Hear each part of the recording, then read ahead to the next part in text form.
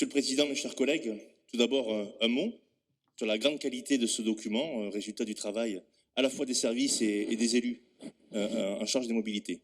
Un document donc qui répond à la question que vous aviez soulevée ici même le 23 octobre 2020. Il s'agissait en effet de réinterroger l'ensemble des grands projets de transport et de réviser la stratégie élaborée en 2016. Avec ce schéma, nous avons une réponse adaptée à l'évolution des déplacements, 3 millions par jour, sachant que ceux-ci vont progresser de 600 000 voyages supplémentaires d'ici à 2030. L'objectif, nous le connaissons, il s'agit d'en finir avec la thrombose des déplacements dans la troisième métropole la plus embouteillée de France. Dans ce schéma, notre groupe partage les enjeux environnementaux, l'élargissement du périmètre, la diversification des déplacements. Nous partageons aussi l'objectif de décongestionner en supprimant 10% des flux de véhicules avec, dans le même temps, sur notre réseau, notre souci de la qualité, de la régularité, de la performance. À partir de l'état des lieux, des propositions diversifiées sont proposées dans ce schéma, tout en valorisant l'existant, notamment le tramway, avec ses 77 km. Nous ne pouvons que saluer l'effort qui est fait sur les mobilités douces. Nous savons que pour permettre leur développement, il faut une politique volontariste et nous l'avons là. Les différentes fiches qui approfondissent chaque secteur sont des points d'appui pour une évolution. Je retiens d'ailleurs l'idée du vice-président Clément Rossignol. Ce schéma, c'est un document vivant qui est appelé à évoluer. Donc, parmi ces évolutions, notre groupe en voit plusieurs. En voit trois notamment. Tout d'abord, sur les aménagements ferroviaires. Ils ont trop longtemps été sous-estimés. Ils sont aujourd'hui, avec le RER, en progression continue afin d'assurer des parcours compétitifs avec des bénéfices importants sur le plan environnemental. Pour ces raisons, je pense que vous l'avez deviné, nous renouvelons notre proposition de réouverture de la ligne ferroviaire Bordeaux-Blaye.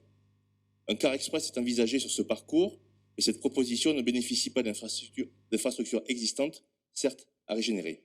Il faut aussi écouter les propositions qui se font jour, qui permettraient une autre diamétralisation que celle envisagée. D'une manière plus générale, nous pensons qu'il ne faut pas rester sur le schéma ferroviaire existant et envisager peut-être aussi d'autres lignes, notamment vers l'ouest du département. Deuxième point, sur le fleuve. Une nouveauté, il est désormais dans le schéma. Dans le schéma de 2016, je crois qu'il y avait un paragraphe et pas plus, et c'était juste pour donner le nombre de voyages en bas de cube l'année précédente. Donc le fleuve est dans le schéma. Et là, nous avons des choses vraiment à travailler, notamment sur la logistique urbaine, notamment en lien avec le mine, qui aujourd'hui n'est approvisionné que par camion. Là, il y a les perspectives pour l'activité économique locale et aussi au-delà de la métropole. De nombreux acteurs sont prêts à y aller. Nous en recevons régulièrement les uns et les autres. Ma collègue bordelaise Nadia Saadi peut en témoigner. Donc là, on doit être au rendez-vous des enjeux du fleuve. Sur le transport de voyageurs également, on voit bien dans le schéma la montée en puissance du bas de cube. Mais là aussi, il faut sans doute, les prochaines années, passer à la vitesse supérieure.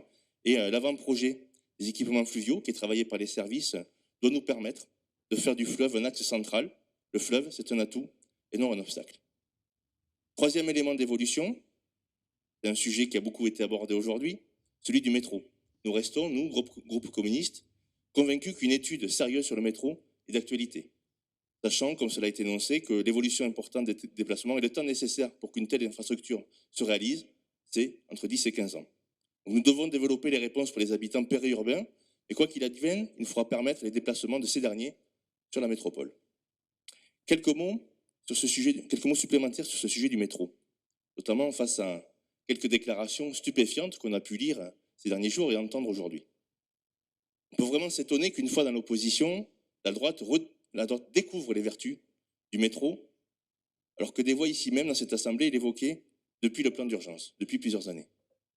Tout le monde sait ici que les anciens maires de Bordeaux, Alain Juppé comme Nicolas Florian, étaient contre ce mode de transport. Alors à l'opposition de droite, je rappelle que la politique de mobilité sur les 6 années du précédent mandat a d'abord été et avant tout l'objectif de répondre aux exigences de certains maires sans prendre en compte la pertinence ou l'efficacité des projets proposés. C'est cette politique, et ça a été rappelé dans la précédente intervention, cette politique qui nous a conduits dans la situation où nous sommes. Alors on voit bien qu'il y a un métro qui est avancé, alors peut-être pour la droite métropolitaine, un métro poussé par l'éolien, avec des vents qui changent, des vents contraires. Mais par contre, pas de plan de financement. Je rappelle que nous, notre groupe communiste, en 2019, avait présenté un plan de financement. Il est toujours à disposition, notamment dans les financements possibles. Il y avait le fait de s'appuyer sur l'expérience de la Société du Grand Paris, ou notamment s'appuyer sur la création d'une taxe sur les bureaux. D'une manière générale, nous sommes, nous, groupe communiste, adeptes en termes de mobilité de l'addition et non des soustractions. Il faut regarder tout ce qui est pertinent, tout ce qui peut être efficace pour répondre aux défis des déplacements, marche, vélo, bus, tram, métro, train. Tout doit être combiné afin de permettre à nos concitoyens d'user de leurs droits au transport tout en leur permettant d'abandonner la voiture. Pour revenir au schéma présenté, nous l'espérons donc vraiment dans son caractère vivant et qu'il sera en capacité d'intégrer dans ce mandat les propositions que nous faisons. Une dernière remarque pour conclure, Monsieur le Président. 20% de nos investissements prévus ne relèvent pas de nos compétences. Le transfert de charges de l'État dans notre établissement ampute d'autant plus nos capacités à investir sur ce qui est de nos compétences. Ces remarques faites, notre groupe votera pour ce schéma. Merci. Merci, Jean Touzeau et après Nicolas Florian.